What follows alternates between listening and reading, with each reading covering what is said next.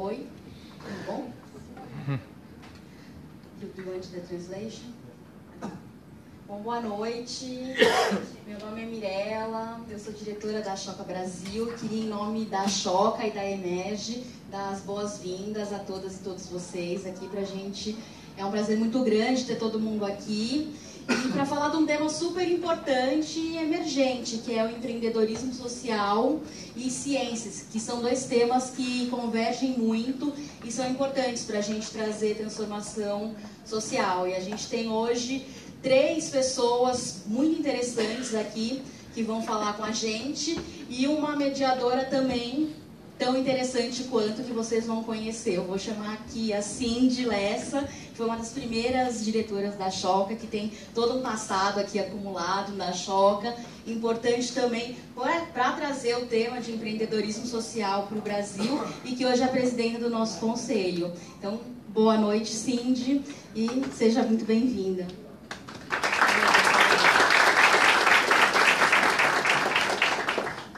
Super obrigada e bem-vindos também. Bem-vindos a todos aqui. E a sala está cheia, eu fico impressionada aqui em São Paulo. Eu sou do Rio e as coisas são mais furadas. As coisas lá de comida, ninguém vem. Então eu fico super feliz, tem tanta gente interessada nesse campo, que é um campo, como disse a Mirella, um campo emergente que une a ciência e o empreendedorismo. E, como a Mirella falou também, a gente tem como parceiro não somente nesse lançamento do conceito e do campo, a EMERGE,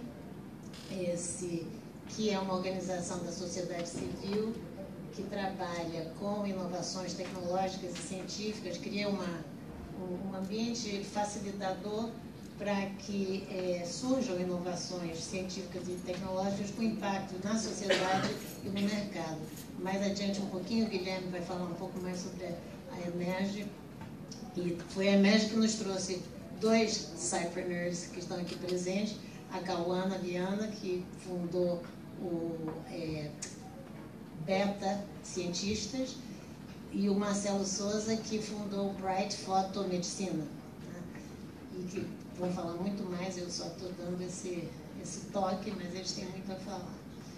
E nós trouxemos dos Estados Unidos o Bill Carter, que Bill Carter participa da Choca desde a sua fundação, sempre no conselho, foi um conselheiro fundador da Choca, ficou quase 30 anos na Choca, trabalhando nas estratégias, na ampliação e no crescimento da Choca.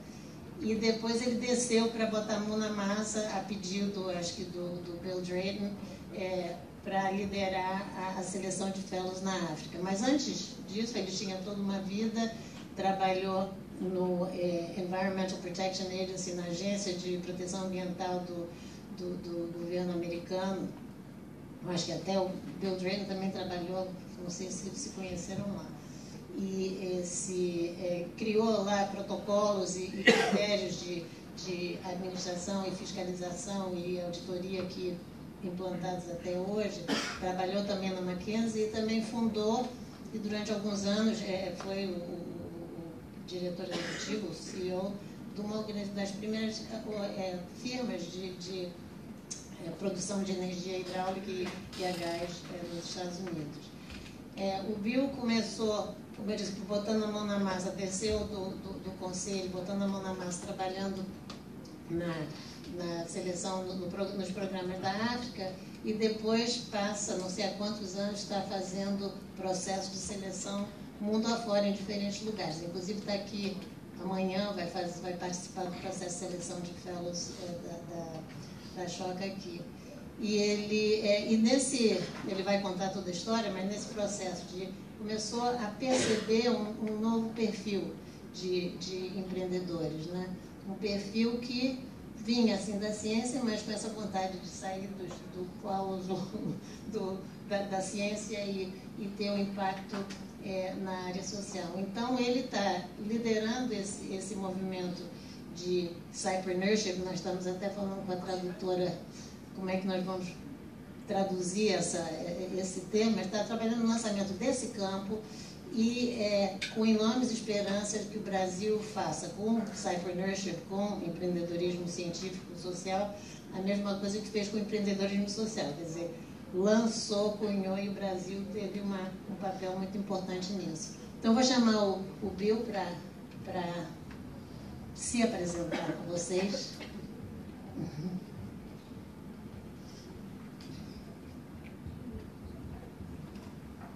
Bem-vindo, Bill.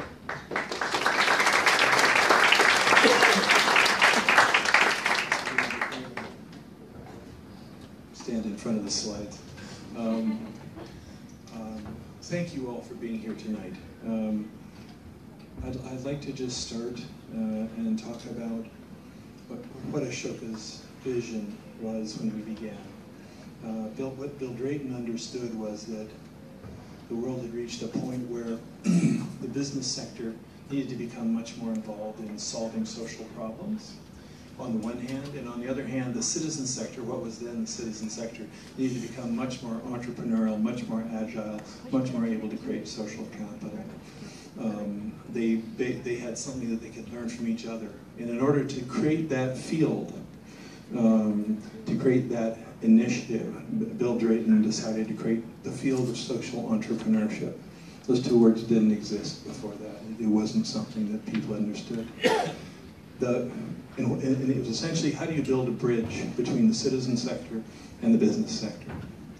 Now, when we started out, we did 2 little pilots. One in India, where Bill who had some social entrepreneurs that he knew, and in Indonesia, where I had been working. But what really gave the field of social entrepreneurship the boost that it needed to become global was due to what happened in Brazil and what Brazilians did. Because we were then approached, after about 4 years of electing fellows and demonstrating how powerful these people were with their new ideas, we were approached by people from Brazil and from other parts of Latin America, but chiefly from Brazil, and they said, we want this program. We want it for Brazil, and we want it for all the countries across Latin America. And that was just the beginning of our relationship with Brazil. The first thing that we did, we take every country wherever we are, where they are. The first group of fellows in Latin America, and particularly in Brazil, were very, very concerned about the very large development projects that were being visited upon Brazil by large development agencies. And they campaigned very effectively and at length and got those institutions to change the way they think about economic development.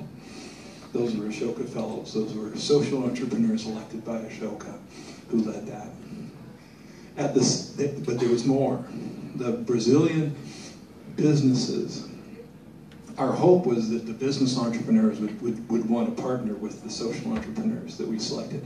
And that's exactly what happened. With McKinsey's help, we literally had an office at McKinsey, and we were spending a part of our time electing fellows and a large part of our time making matches between business entrepreneurs and literally creating the bridge of the vision that we wanted. And we did it in Brazil before the phrase social enterprise ever existed. And we did it because the Brazilians saw the power of that. The other thing that was very important was that Brazil was willing to take a leading role in thinking about how social entrepreneurship in general should go ahead. And so what we were able to do is working with businesses and with social entrepreneurs, we were able to get a way ahead and be able to present the solutions that we were then later able to present when we were able to take social entrepreneurship into other parts of the world. But it was Latin America, and particularly Brazil first, that really made it possible for this field to scale. And I say that to you tonight because I'm back, and Ashoka's back, because we need to build a new bridge. And I come to you with the same humility and hope that we had in 1980. And the new bridge that we need to build is between what we've created together And the bridge, as Cindy was saying, and as some of you here are already doing with your social enterprises, a bridge to science, a bridge to the science sector. That, in the intervening period, while we've been building the field of social entrepreneurship together, the field of science has completely transformed itself. Right? Since 1980, if you think about what's happened to science, technology has basically broken down all the barriers between the scientific disciplines. So science is now essentially an interdisciplinary endeavor. Even if people are primarily trained in one particular area, the technology has taken away all the barriers.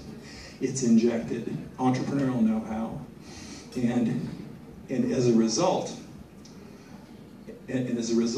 the scientists understand this new world because they are already working in very flat teams of teams, interdisciplinary, all across the world. They're connected to other teams in Brazil, they're connected to other teams elsewhere. The concept of collective intelligence in scientific endeavors now is completely understood. The solitary scientist solving a problem happens, but increasingly science is leading. Science has already figured out how the world has to work. And in that sense, within their field, they are exhibiting the behaviors and the organizational capabilities that the rest of us have to catch up to, I think. The second thing that's happened in this intervening period while we were building the field of social entrepreneurship is that science, and specifically about 4,000 scientists, got together and created a consensus on what was fundamentally changing every dimension of the world that we live in. It's biology, it's physics, the climate, how we're going to be able to live in the future, how are the oceans what's going to be the behavior of the oceans. Every single reference point that was a 20th century reference point has been basically superseded by the people who led the movement that created what is which is commonly understood as climate change. It's under that umbrella as a huge and very varied set of disciplines. Every single one of them has had to work with all the other disciplines to figure out how they all fit together and produce social impact and environmental results. And the product of those decades and decades, and in cases over the long-term centuries, has been a new consensus that every social entrepreneur has to take into account. And that is why, when I talk about building a bridge to science and scientists, I'm not talking about building a bridge to the way that scientists have worked before. I'm talking about building a bridge. If you think about, in 1980, businesses didn't understand social enterprise. They didn't understand there were business opportunities there. Today, there are a lot of scientists who are researchers. Being a researcher, I don't think in the 21st century is going to be being a researcher. If you aren't a researcher and an actor, if you are not a researcher and you aren't creating social change, I don't think you're going to last very long. Because the world in which the science is working now is requiring people to be not only creative in terms of the science, being able to go out and show people it'll work. And not just be able to show people it'll work, create systems change. And I'll show you some examples of scientists who are leading that charge today. And there's some of you that I've talked to, even since I've been here in the last couple of days, who understand that brief. It is changing the way science works to the same extent and degree, fundamental degree, that social entrepreneurship changed the way business thought about society and its problems. So that is the challenge. Ashoka's challenge to Brazil is we need, in the same way, when we came to Brazil in the 1980s, we said we need to elect systems-changing cypreneurs, scientists who want to become social entrepreneurs, who see that as part of what it is to be a scientist.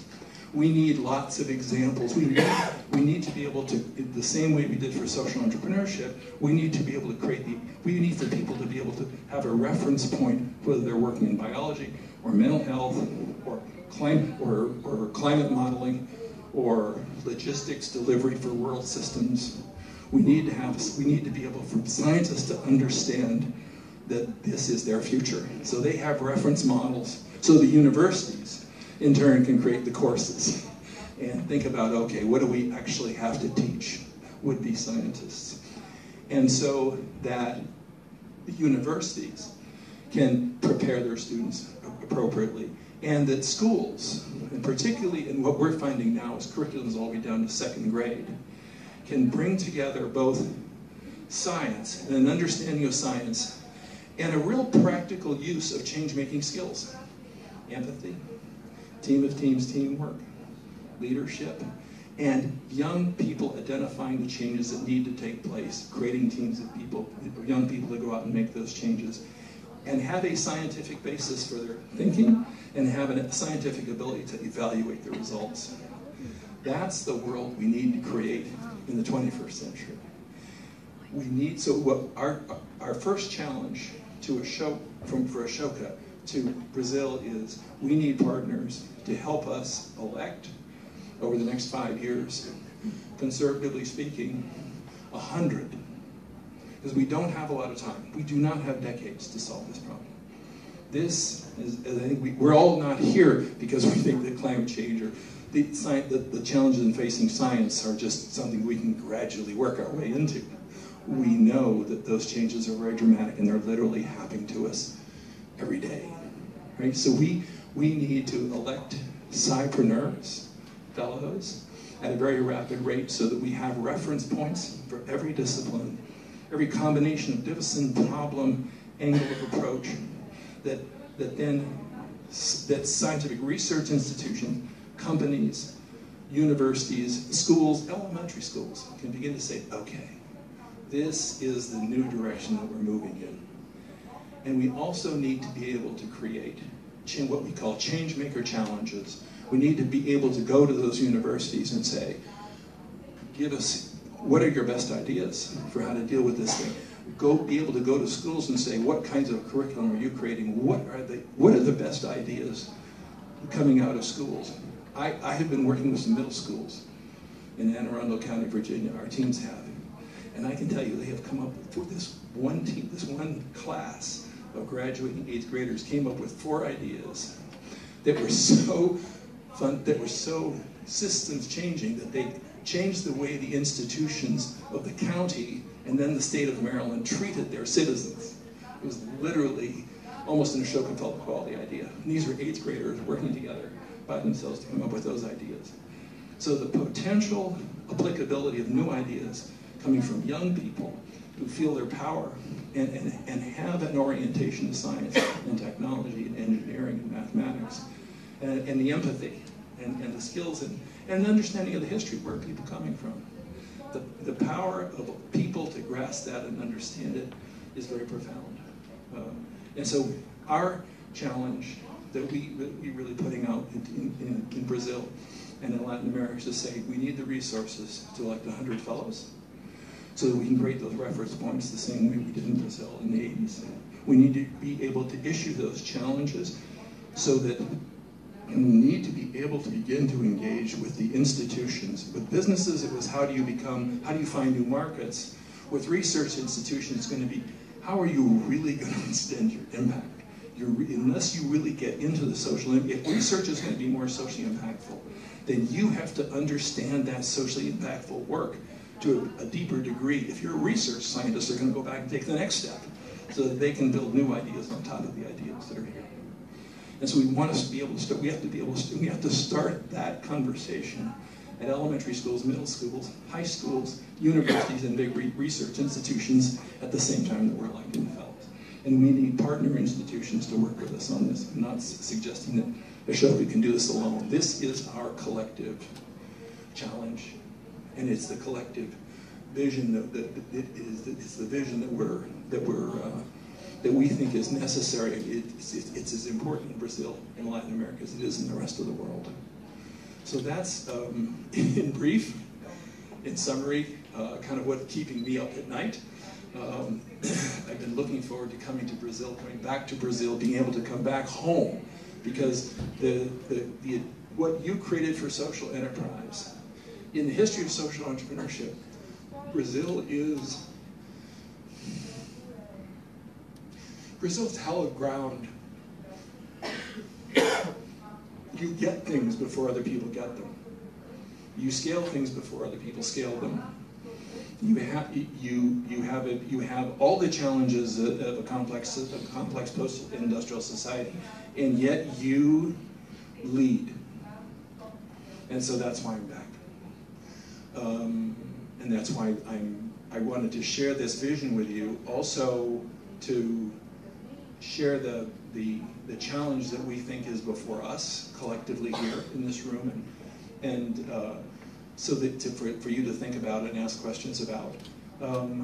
What I'd like to do now is to just, I want to just quickly highlight the three. I brought 3 examples of fellows that we've elected recently, and I just wanted to introduce them.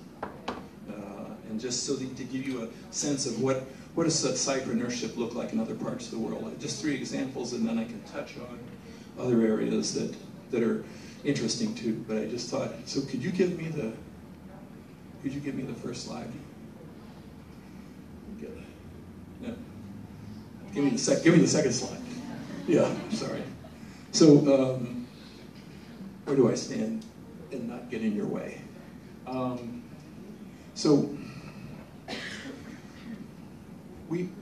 want to introduce this fellow with this story. 10 years ago, we were tasked by the Gates Foundation by coming up with a new paradigm for agriculture for the world. They said, you're not agricultural specialists, but you find these really interesting people. Why don't you elect 100 of them in Africa and India and around the world and tell us what you think. What do they think? Because, I mean, Ashoka knows what his fellows show us, the trends that the Ashoka fellows surface. And we came back and said, it's not food. They said, what? It's not food waste. They said, no. It's not building secure places for the food to be stored after. No. It's not changing your farming practices. No, it's not that. And they said, well, these are kind of the areas that we've been doing a lot of research in. Seeds? I said, no, it's not that. We said, well, what is it? And we said, well, what our Ashoka fellows are telling us is it's nutrients. Basically, the whole agricultural system and the biosystems that are becoming more nutrient poor. And you can see it in the malnourishment of the farmers. You can see it in the poor quality of the food that people are consuming. There's technology now. The companies that we've talked to will tell us privately that the produce that they're producing on plantations that they've been growing things on have half the levels of nutrients that they had in the 1950s. We know that, and we know where the solutions are. There's high levels of biodiversity. People are going back and rediscovering high nutrient sources of food that were part of their cultures for generations and then got kind of pushed aside by commercial food.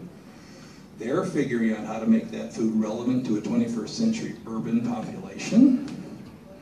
And they're putting in place the practices and the supply chains in order to produce that and deliver it so that the farmers are well, so that the plants are well, so that the biosystems are diverse, that they are protected, and that the people who are working in this field on the consumer end understand this, and that the population itself understands what is at stake, that healthy food matters. And our biggest breakthrough came in Zambia. I don't know whether all of you know exactly where Zambia is, but it was in Zambia that we found a fellow who literally figured out how to create a whole nourishment supply chain. And we came to understand that it wasn't individual nutrients. It certainly wasn't the sort of vitamins you get in pills. It was the bioavailable nutrients that come through systems that are protected, basically that have bioavailable nutrient integrity, that have in a way, a systems way of thinking, systems that protect systems that keep those nutrients from being lost. Whereas a lot of the systems that we put in place in agriculture are taken away. We say we're not being critical of anybody, but that's it. Fast forward to last week, scientific reports coming out now say, right, and an increasing number of scientific reports are now saying that there's a direct correlation between the level of nutrients in plants, an inverse correlation between the level of nutrients in plants and the mean level of carbon in the atmosphere. More carbon, fewer nutrients. Solutions, none. Scientists don't know what to do. And when they're queried, they say, well, biodiversity. You say, wait, that was something that our Ashoka fellows figured out before we knew that it was carbon that was driving this. There were a lot of other reasons to suspect other people were at fault. You know, there were huge debates about GMO versus organic food and things like that. There were any number of other rabbit holes you could go down. We knew the problem was across the board. And now we know what's driving it, and it's climate change. And the only solution we've got right now is to improve biodiversity. And that's what this guy does. Ba Kim Nguyen his father's Vietnamese, came from Vietnam, mother's lived in Belgium forever. He grew up on an organic farm in Belgium. He grew up in an organic farm, and he was terribly concerned about the fact that the number of species of bees and the quantity of bees on his organic farm and the surrounding areas was going down. Something that bothered him when he was a child. And so he started experimenting with that, and he talked to beekeepers and things like that. He eventually became the only Belgian in the year that he graduated with a PhD in apiary science in Belgium to graduate with a PhD in apiary science. And he also that year took an MBA. And he launched Bee Diversity. That was 4 years ago. Today, biodiversity is, the approach that he's taking is now being adopted in Belgium, France, UK, Germany, across Europe. And I'll explain why it's really, why the science is so important, why scientists at the heart of this are so important, right? Without scientists, we wouldn't have gotten this far. And it's basic, and now, and what he's done, right? So the idea is spreading very quickly, and it's a very simple idea. At the core of it, it's a very simple idea. A bee, whether you're working in a pre-industrial or industrial or post-industrial society, is still an industrial worker. People take those bees and they move them around, and they get as much out of those bees as they can in the season that they think bees are supposed to be working, and then they call it a day. What Ba Kim Nguyen said was, and what he demonstrated to the farmers even before he launched his business, was he could take, and that was killing, every year that was killing anywhere from 33% up to 50 or 60% of the bee population that those beekeepers had. That level of intensity that the bees were involved in terms of producing honey. He said, no, we can do something very different. We can produce as much honey. We can produce better pollination. And we can let these bees hibernate at their natural level of cycles. We can reduce the level of mortality year over year to under 5%. And in the process, the honey-producing thing, that's just one of the things they do. What they've now become is the linchpin in a biodiversity monitoring system that tells every farmer, every city, every municipality, every company, how much biodiversity do I have on my property? Bees can tell you that. Do I have pesticides in my property, and where? Do I have heavy metals? Because you can put a grain of pollen under a mass spectrometer, it will tell you that. And it will also tell you what plant it came from. So in Europe now, you have consumers saying to companies, we want to know that what is being sold in this little store here with this fancy label and this organic thing and all the rest of that and all the wonderful music and rustic decor is coming from a place where there were no pesticides and heavy metals. We want you to certify that. So the aggregators of the food for those large chains are coming to him and saying, can you create a certification system? Cities, this is interesting, cities are coming to him now and saying, we want to be able to monitor our biodiversity and we want to increase it. How do we do that? And how do we compare to other cities? So he's been able to benchmark biodiversity in different sized cities. And so he now actually creates a biodiversity monitoring system for cities to use that they can both improve their own biodiversity and compare themselves to others. Because it's a competitive world. The other thing he does, he went to the city of Brussels. I'm sorry if I'm going on here a little bit long, but he went to the city of Brussels and said, I'm going to basically monitor the city of Brussels. By the time he'd finished, what he'd identified for the city of Brussels was that there were areas of the city where people were growing in their home gardens vegetables that were polluted with heavy metals. Stop. Don't feed your kids that food. You can't. And other areas where there were pesticides, and you had to wash those vegetables very carefully. So you're also creating environmental monitoring systems. They can protect water supplies, you can protect cities, you can do it with biodiversity. And he did it because he understood that you could take a piece of palm. He understood the science, and he also understood how creating a system like that and applying it systematically could make the bees keepers, the people who were in the honey production business. And you weren't phasing them out, you were basically making them more efficient. You were connecting them to science, you're connecting them to practice and science and technology, and you were making them more efficient, and you were flipping the bee into something that's a much more important part of our, in the process, giving us a key way for us to address climate change. That's a sideburner. Can I have the next slide? I'm going to do this one very quickly, because I really Kim is the one who basically connects climate change and all these different issues. What Gladys Kalota-Zikusoka has done is to figure out, she's a veterinarian, she started working with interspecies disease transmission. And what she figured out was that the problem was, so she was tracking human beings giving diseases to great apes and mountain gorillas, and vice versa, right? And then she realized it was a much bigger problem. What she really needed to do was to create a new way for human beings and apex species, but other animals, right, living in those forested areas to live together. And so she launched conservation through public health. And she redesigned the way in which conservation parks along the Uganda-Congo border are run. And she's working with 5 or 6, in the same way that Kim is working with 5 or 6 different research institutions. She's got 5 or 6, institutions of research scientists working with her all the time. Grab the next slide. This one is, I want to leave you with this idea. What Inga Mismal did, Inga Mismal was an entrepreneur, she was a dancer, and then she trained her, and then she became a psychologist. She became a behavioral and cognitive psychologist. And her first major assignment was to go to a country in Afghanistan where there was no functioning mental health care service delivery system. Zero, never had been, ever. And create one. Only problem was the science, the archetypes, the way in which she was taught to diagnose mental health, none of that applied. None of it applied. So she had to go back and start from scratch. She had to figure out how people manifested different kind of mental health care systems. She had to figure out who could intercede on their behalf. So she created, and with zero, from Western terms, mental health care professionals.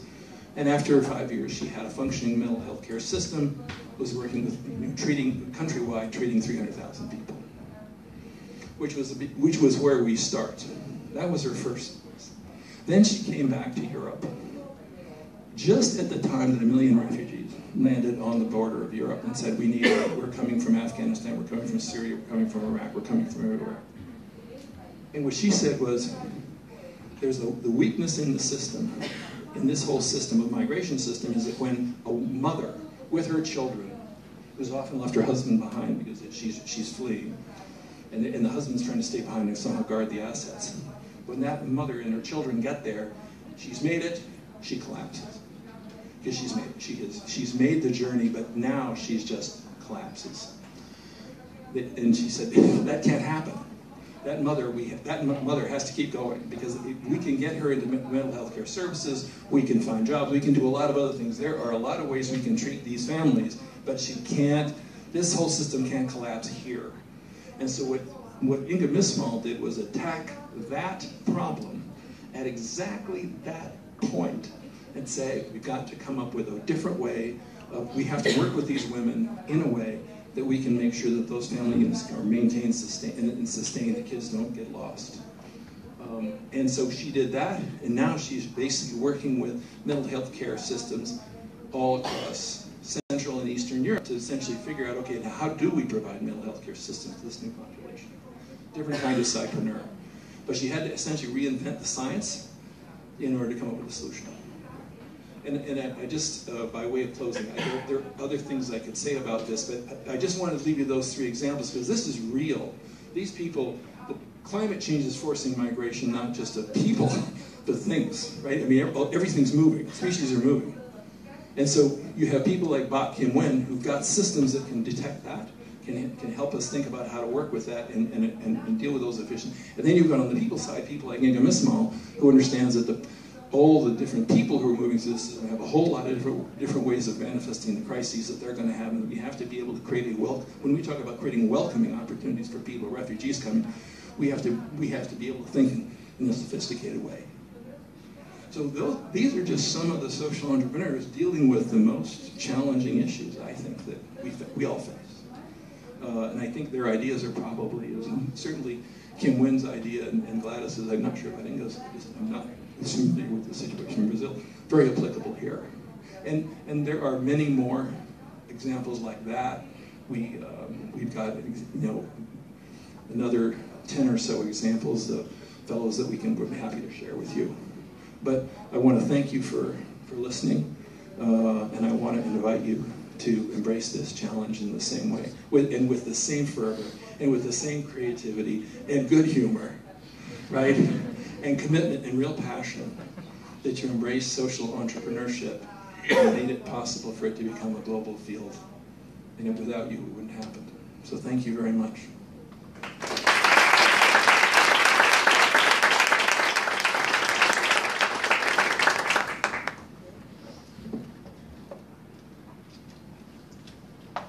Tá ligado?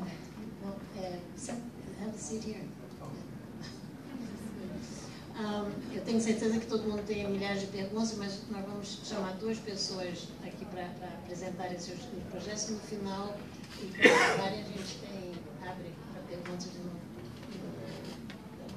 vocês. Eu vou chamar Marcelo Souza.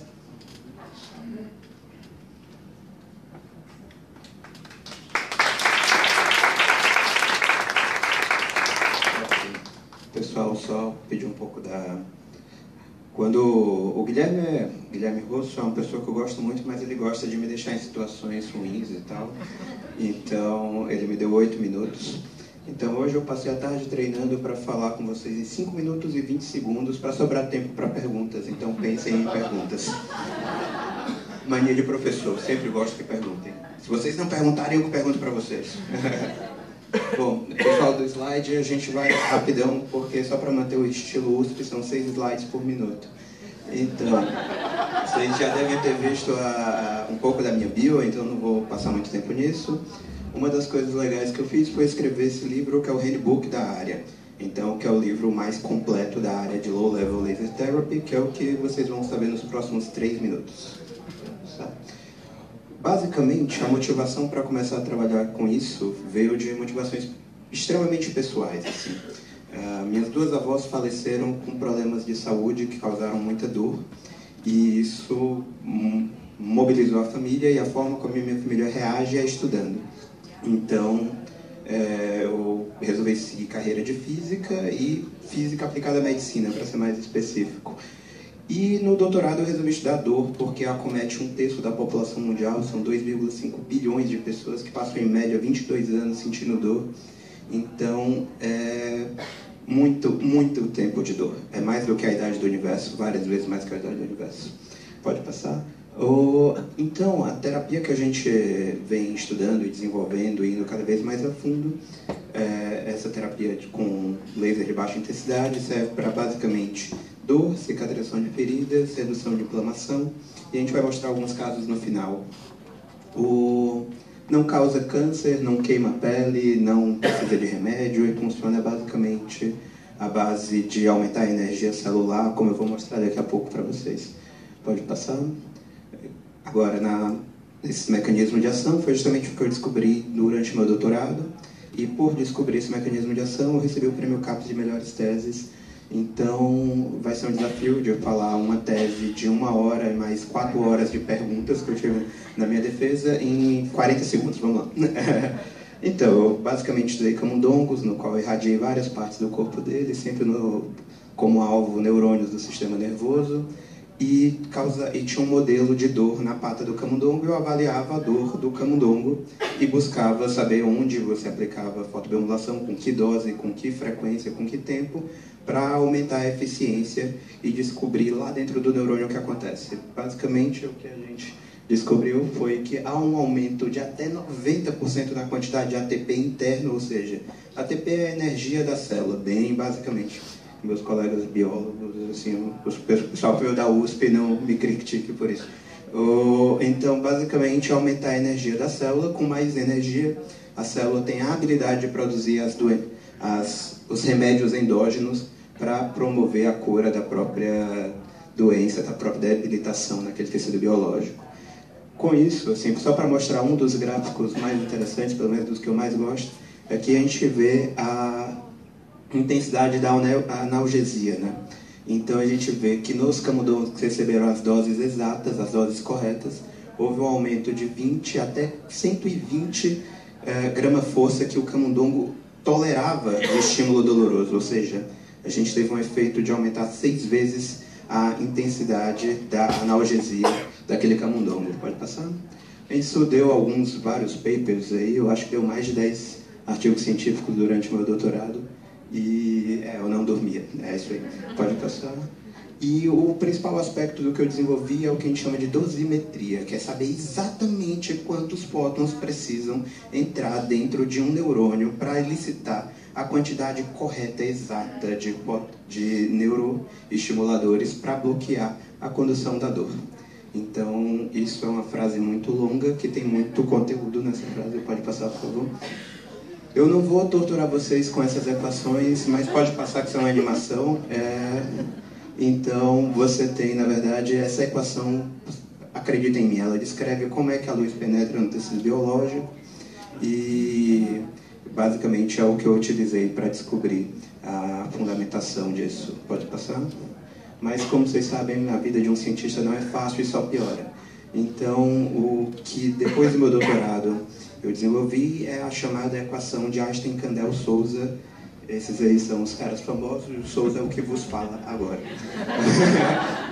Pode passar, por favor? Eu não vou torturar com vocês com a equação que é ainda mais complexa que aquela, então eu vou te explicar para que a equação serve.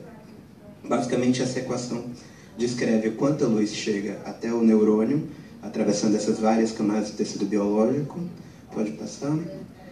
Sabendo qual o estado do neurônio, literalmente como, fazendo analogia com física básica, como se você soubesse a posição e a velocidade inicial de um corpo num plano inclinado, sendo um pouco mais complexo que isso. E aí, se você sabe o estado inicial desse neurônio, dessa célula, e qual o estado metabólico, qual a fase da doença, qual o meio que o tecido está envolvido, você consegue determinar, a partir da equação de Einstein-Kandel-Souza, qual a liberação de analgésicos endógenos, ou até mesmo de forma mais abrangente, como depois nas nossas pesquisas mostraram, na verdade, com qualquer remédio endógeno, qualquer remédio que o próprio corpo produz, através de uma transferência de energia, além de energia de fótons, outros tipos de energia. Pode passar? E com isso a gente sabe quais são as alterações bioquímicas geradas por esse influxo de energia naquela região. Bom, pode passar. Aí agora acabou a parte de uma tortura mais de física e um pouco de medicina, e agora vem a tortura tecnológica e de buzzwords, né? Medicina 4.0 e tal.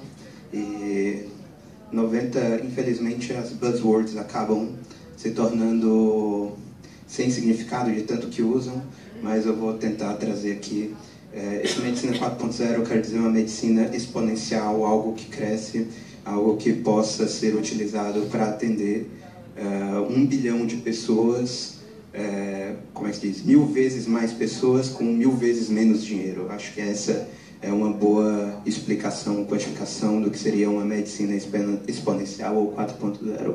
Pode passar, por favor? Hoje o processo de desenvolvimento de uma nova droga, ela tem várias fases, demora em média 15 anos e consome 2 bilhões de dólares. Começa com 10 mil formulações e acaba com uma formulação que é de fato aprovada pelo FDA. Logo, é um processo caro e dispendioso.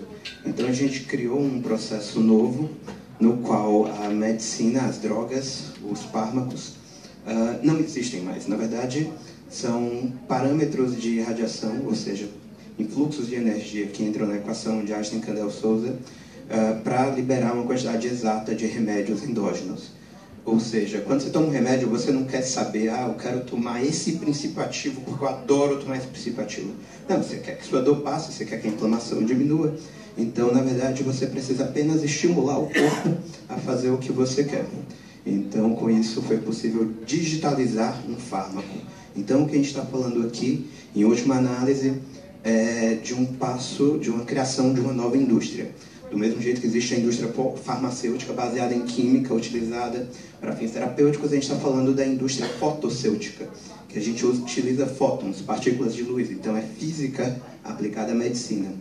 E então, para os colegas médicos que fizeram medicina para a fonte da física, não deu certo.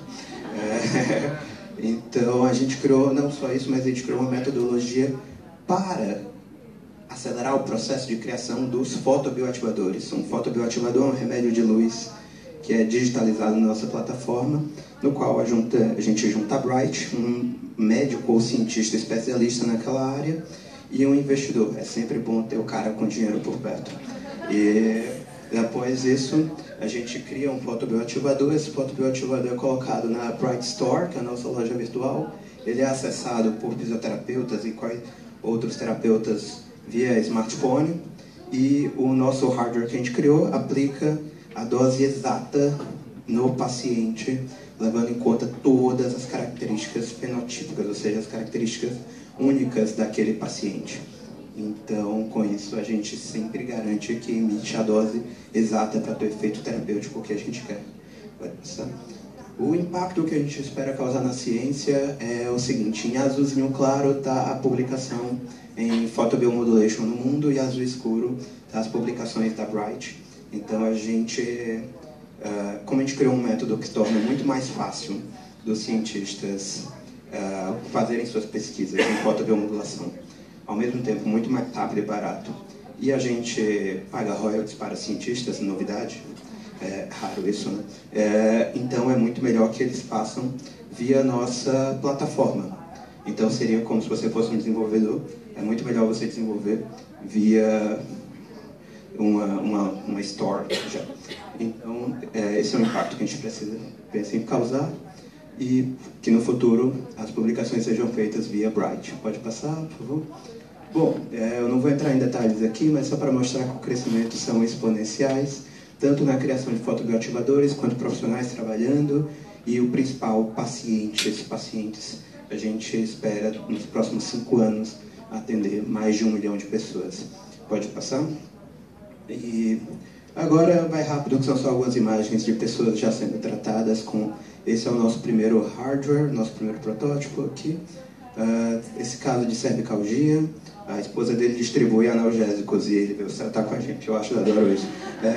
Essas duas já tinham sido aposentadas por invalidez e conseguiram voltar a exercer suas atividades, o que foi muito bom. Esses aqui são casos preliminares.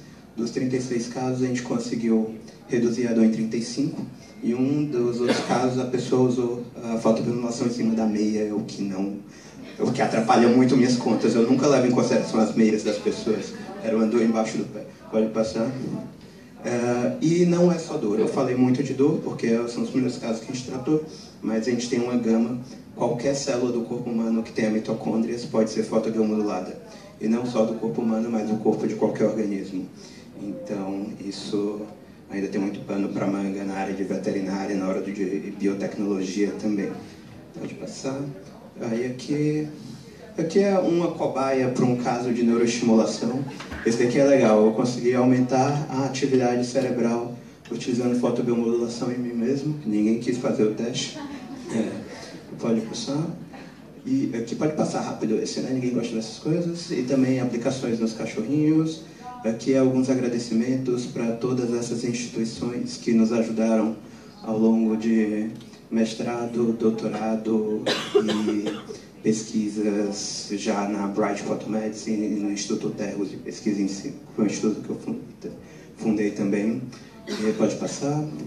Esse daqui é o meu contato, o meu telefone, o WhatsApp, entre em contato. Sou um cara bem comunicativo. Pode passar e deixar no último, que é um QR Code, é como eu facilito a vida de vocês. É isso aí. Pois, se a gente tiver tempo para perguntas, estamos aí. Obrigado.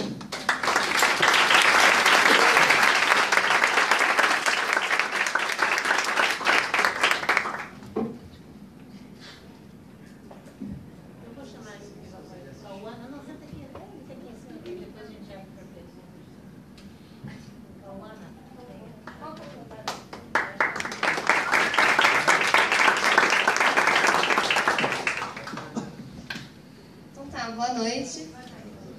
A ideia agora é trazer uma fala talvez um pouco menos complexa para os neurônios de vocês darem uma descansadinha e contar uma história. Meu nome é Cauana Viana, eu venho do Rio Grande do Sul e a minha história com ciência e acho que até mesmo com empreendedorismo começa quando, aos 14 anos, eu entrei numa escola técnica do Rio Grande do Sul, que chama Fundação Liberato, que é uma escola bastante tradicional lá, e que é uma escola super pioneira em ensinar pesquisa para jovens de 14 anos, já do ensino médio e ensino técnico.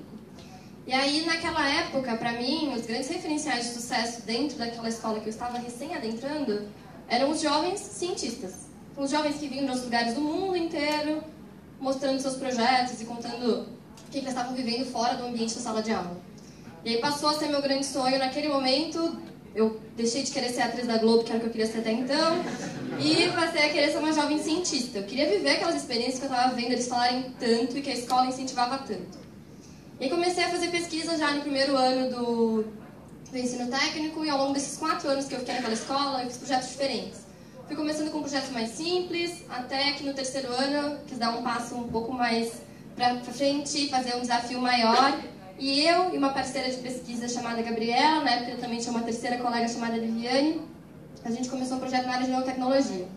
Na época o pai dela trabalhava na indústria têxtil, o pai da Gabriela trabalhando com nanotecnologia, dizia que isso era o futuro, e que se a gente fosse escolher um tema de pesquisa, a gente era livre para escolher absolutamente qualquer tema que fosse da nossa curiosidade, a gente escolhesse dar uma olhadinha em nanotecnologia. Ao mesmo tempo, a gente tinha uma vontade de poder trabalhar com a área de saúde. Então a ideia era como é que a gente consegue aliar essas duas áreas estando aí no terceiro ano do ensino médio. E aí a ideia que surgiu, depois de ler muito do que já estava sendo feito sobre nanotecnologia e muito da teoria também, mas sem muita base para compreender aquele tanto de conhecimento que estava sendo gerado, a gente viu que na Europa estavam fazendo roupa para alpinista com uma nanopartícula específica que permitia que o calor da pele se perdesse menos, fosse menos dissipado, e aí a roupa poderia ter uma espessura mais fina e manter o calor do alpinista. E aí a ideia era, ok, então talvez, onde a gente pode aplicar isso na área de saúde? A gente não começou por um problema, a gente começou pela vontade de fazer projeto e por um conhecimento de algo que já existia. E aí o questionamento era, onde é que eu consigo alocar isso na área de saúde que pode ser importante? E aí naquela época eu lembrei que 5 anos antes minha avó havia passado por um processo de amputação e reimplante do polegar e que no pós-operatório tinham colocado uma lâmpada para aquecer o local, aumentar o fluxo sanguíneo. Só que a minha avó acabou perdendo o dedo. O corpo rejeitou, teve infecção e aí tiveram que amputar. E aquilo ficou muito marcado na minha mente.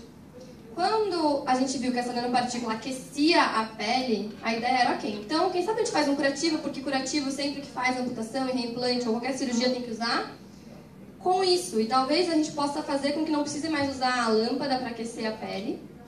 E só um curativo que já ia ser usado pode ter esse efeito. E aí, em contrapartida, a ideia era, ok, então a gente vai aumentar a temperatura da pele, mas por consequência isso também vai aumentar a chance de ter uma infecção, porque provavelmente os micro-organismos vão se proliferar mais. E aí a gente agregou outra nanopartícula. E aí virou um curativo que é uma espécie de gase que tinha ação tanto para evitar a proliferação de bactérias e de fungos, quanto de aumentar a temperatura da pele e, por consequência, na nossa teoria, isso faria também aumentar o fluxo sanguíneo da pele. Isso foi no terceiro ano.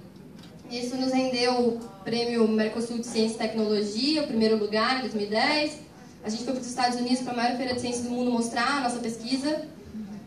E no ano seguinte, o que eu fiz ao continuar esse projeto foi, ok, eu já estudei bastante amputação e eu vi que o caso da minha avó não era um caso à parte boa parte das amputações que são feitas no Brasil são feitas em pessoas diabéticas, por problemas que elas desenvolvem nos seus pés, que a gente chama de pé diabético. Então aí a proposta era, em vez de tratar o pós-operatório, quem sabe a gente usa esse tecido, adapta ele de alguma forma e ele pudesse ajudar a tratar problemas que os diabéticos têm em membros inferiores. Por consequência, será que a gente não conseguiria evitar as amputações?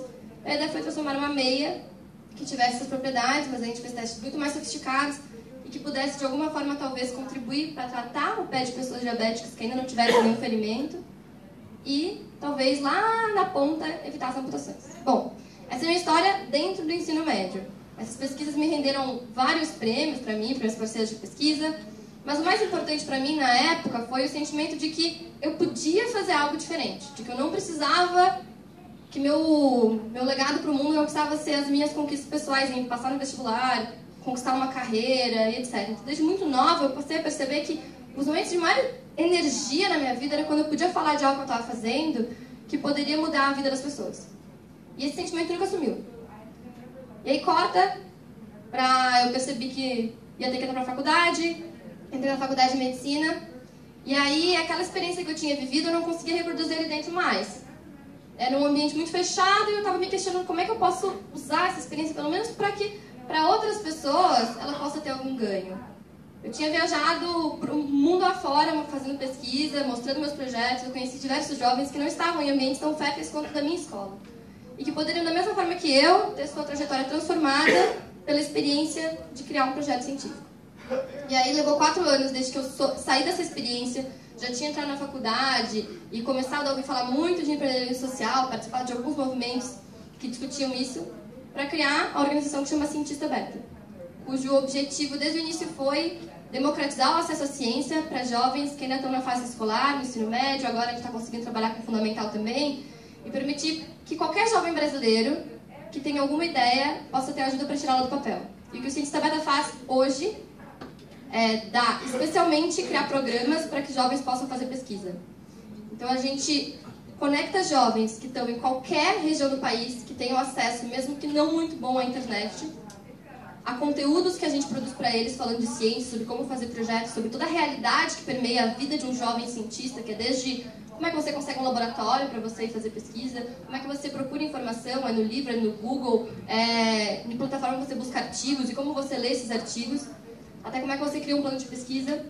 Esse jovem recebe também desafios mensais depois que ele entra para os nossos programas, o que permite tornar mais divertido e mais claro qual é o passo a passo do que ele tem que fazer. E o mais importante de tudo é que esse jovem ganha a ajuda de um mentor. Então, o mentor, que a gente também seleciona, e eu tenho alguns presentes aqui hoje, inclusive, são pessoas que já fizeram pesquisa em algum momento da sua vida, que aprenderam muito com essa experiência, mas que sabem o quanto ela pode ser muito difícil também para quem está começando nesse universo. E aí esse mentor, ele apoia esse jovem, ele conversa com o jovem, ele compartilha suas experiências com um olhar muito mais humano do que muitas vezes o professor que orienta essa pesquisa. E aí isso está permitindo que hoje já passaram 245 jovens nesses 3 anos que existe o Cientista Beta por esse programa. Jovens que já criaram 136 projetos científicos diferentes para resolver os mais diversos problemas do mundo. Quando eles entram dentro do programa, a ideia é que eles nos contem quem eles são, porque para a gente o mais importante não é o projeto, é quem é esse jovem. Então, para a gente, aqui, ciência está sendo aplicada como uma ferramenta de ensino e formação. Então, eu quero sim saber qual é o problema que esse jovem quer resolver no mundo. Isso é super importante, porque isso mostra o comprometimento dele com a sociedade, a maneira que ele se enxerga na comunidade dele, a maneira que ele quer atuar, onde ele quer colocar a energia dele. Tem que ser uma razão nobre. Mas, ao mesmo tempo, se esse projeto não resultar em nada e esse projeto não de fato resolver um problema do mundo, pra gente não tem absolutamente nenhum problema, porque esse jovem vai sair dali como um cientista. Ele vai sair se questionando. E aí, a qualquer momento que ele está interagindo na sociedade, que ele está andando de ônibus, que ele está vendo TV, ele vai ser alguém que pergunta mais, que não aceita as certezas que estão dando para ele. Então, aquela pesquisa que ele fez dentro do Cientista Beta pode ter acabado. Mas, a partir de agora, ele vai começar a perguntar como a educação podia ser diferente, como o transporte pode ser diferente, como é que a gente pode ter um país mais seguro, menos desigual, como é que a gente pode permitir que as pessoas tenham uma alimentação de qualidade, saudável, como eu consigo evitar a doença X. Ele vai ser alguém que levanta mais perguntas. E o que a gente ensina para esse jovem é, a partir do momento que ele tem uma pergunta, como ele busca as respostas. Como ele consegue atuar de maneira protagonista. E acho que um dos grandes diferenciais também do que a gente tem feito é essa atuação em rede. Então, antes, existiam jovens do ensino médio fazendo pesquisa. Eu era uma dessas jovens, mas eles estão separados, cada um na sua escola e muitas vezes enxergando outros jovens que fazem pesquisa como adversários, porque participam de competições juntos. E o que a gente faz na Ciência Aberta é ensinar que a gente pode atuar juntos, que isso pode ser melhor, que isso pode trazer mais resultados. Então, com muita frequência, eu recebo a gente tem os grupos do WhatsApp, né? Alguma imagem de alguns mentorados nossos se encontrando em alguns lugares.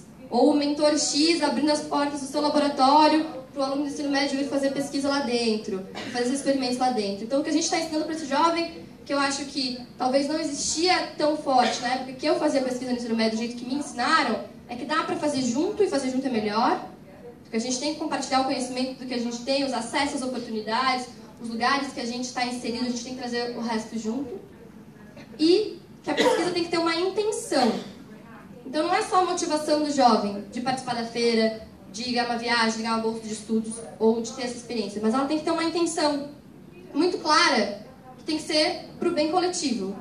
Então, os projetos que a gente apoia jovens que fazem projetos, a gente não apoia o projeto diretamente. Eles têm que ter uma intenção muito clara de fazer o bem para o mundo. E aí a gente trabalha com o Objetivo de Desenvolvimento Sustentável para deixar isso mais claro para esse jovem também, como é que ele pode se desenvolver. E é incrível, eu poderia passar horas falando das histórias dos jovens que têm passado pelos nossos programas e como isso tem transformado a trajetória deles. E a nossa ideia com o Ciência Aberta é que daqui a alguns anos, talvez, qualquer jovem brasileiro, e aí daqui a pouco não só mais os jovens que estão dentro das escolas, mas qualquer pessoa que queira fazer algum projeto, que tenha alguma pergunta, que queira se questionar mais, possa saber exatamente como consegue transformar isso num projeto. É isso.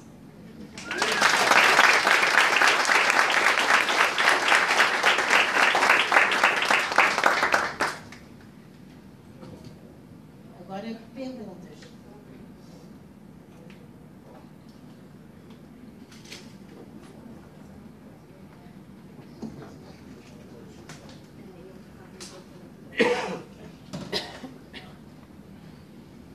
Bill, eu sou fellow Ashoka, do Nordeste brasileiro. Eu tenho 2 cearenses aqui, o Físico e eu. Queria agradecer ao seu trabalho, de Bill Drayton, porque quando a gente começou, encontrou a Ashoka, a gente achava antes que a gente era louco. Quando encontrou outros loucos, nosso trabalho ficou mais fácil, de pessoas que achavam que sim, poderíamos evolucionar o mundo. E a Ashoka Brasil sempre quebrou muitos paradigmas. E aqui eu queria citar a presença da minha diretora, Célia, que para a gente foi extremamente importante. Célia Cruz. Fellow também Ashoka Canadá, né? O que eu queria lhe perguntar era assim, lá atrás a gente queria entrar em política pública. E achou que a política pública não é tão legal. Lá atrás. Porque, enfim, na sociedade americana, empresas de um lado, governo do outro. Mas no Brasil nós não entramos e isso aqui está um circo de corrupção, de desperdício de recurso público. Talvez se tivéssemos entrado lá atrás, poderíamos ter pautado mais políticas públicas com as nossas ideias. Um outro paradigma que aí vem a minha pergunta, os cientistas não têm muito vivência social. E muito das mudanças não necessita apenas de uma ideia. É preciso conquistar as políticas públicas, as comunidades, é preciso a sinergia entre os setores.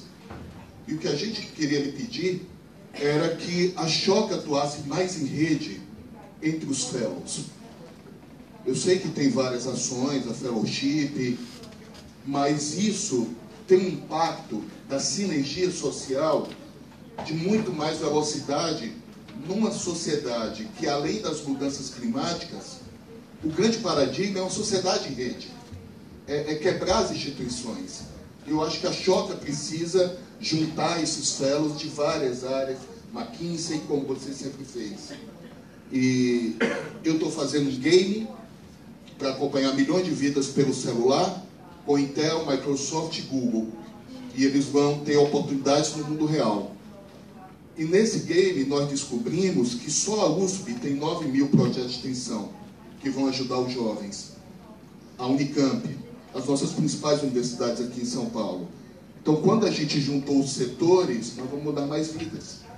Então, eu lhe pediria que levasse um pedido aqui dos Fellows Brasil, que vão pensar a partir da rede de Fellows também, para potencializar os cientistas como empreendedores sociais.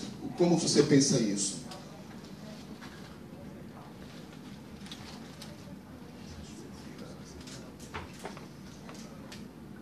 Yeah, I absolutely agree.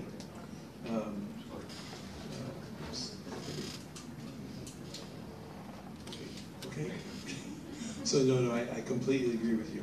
I mean, the challenge that we have now is we have 1 out of every 10 Ashoka Fellows in the world is Brazilian. Wow! It's a testament to Celia. It's a testament to the work you've done, right? It's a force in the world, but I think now, right? The challenge that we have now is that we understand the world. We understand the world in a way that we didn't understand it 20 and even 30 years ago. And one of the things we understand is that the amount of the social entrepreneurs need to be able to find scientists who may or may not be sidepreneurs yet, but who can find that they can find people they can partner, because we're at that stage, I think, in our work that we were in Brazil early, when we were trying to forge this relationship with the business sector, and the business sector wanted to become more socially entrepreneurial, but didn't know how. But so it had the fellows to work with, right? And so they began to try to figure out how that was happening. And I think what's happening now is we're finding scientists just literally stepping out of being scientists and saying, I'm going to become a social, I'm going to become a sidepreneur, right? There are more of those. They're popping up all over the world and popping up in different professions. At the same time, we've got this huge resource, right? Here we sit in Brazil with almost 400 Ashoka Fellows, right? And what we need to do, and so what we need to be able to do is, to the extent that there are ways that we can connect science-fluent Ashoka Fellows with fellows who aren't, and more importantly, help us identify the next generation of Ashoka Fellows that we're going to bring in, so we can accelerate the fellowship again, the way we accelerated the fellowship in the early years of the Brazil work, when we were building the science and we were building the business social bridge. So yeah, this is Ashoka's global rollout of this idea. I didn't just come here this evening by chance. I really wanted to. This was where we took off, and this is where we need to take off again. And it's from here, from this place, and in from this country, I think, that we can draw inspiration that can help us accelerate this work around the world. So I think it's something that we want to be, because this is, and Bill Drayton is completely with me on this. This is something he and I've talked about now for years. We finally now need, we're at a point where we think we can build a bridge to scientists. 20 years ago, we weren't sure we could, that there wasn't enough momentum in the field. But 20 years later now, we feel like the momentum's there, right? And you can see it. You can see it in the work. It's fabulous. I mean, the mindset shift that's taking place across this society that you're describing, the pharmaceuticals replacing the pharmaceutical industry, that's a realistic possibility. That's enormous change. That's just one example. And so I think that's here in Brazil. And so I don't think it's not by accident that I'm here. It's not by accident that they're here. We're all sort of attracted. We have this collective intelligence about what the potential is in this world. And now we just have to figure out how we're going to do it. But I think it'll start here. I think it'll start in Brazil. Thank you.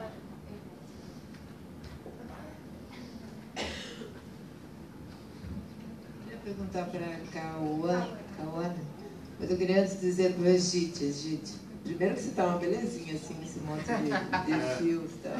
E o cabelo Eu sou Raquel, sou fellow da Ashoka também, e queria perguntar, porque fui selecionada pelo Bill, maravilhoso, e eu, na verdade, assim, me aconteceu de eu ser fellow da Ashoka, de eu ser empreendedora social, e eu estar hoje no ambiente de ciências, né? Eu estou trabalhando numa faculdade de engenharia. É uma faculdade de engenharia muito inovadora, que tem uma série de atividades assim, de inovação e tenta articular a engenharia com tecnologia. realmente um lugar muito bacana para fazer, né? Para estar lá um empreendedor social. Te convido para ir lá, Egídio, que acho que a gente não precisa esperar a Choca fazer, a gente pode começar.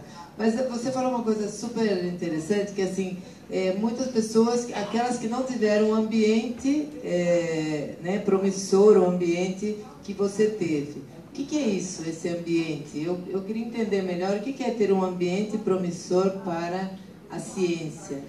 Porque eu acho que essa, de repente, pode ser uma contribuição nossa, minha, numa faculdade, né? Como eu posso provocar ou apoiar para que essa universidade tenha um ambiente promissor para a ciência? O que é isso? Só a Célia, acho que quer complementar essa pergunta.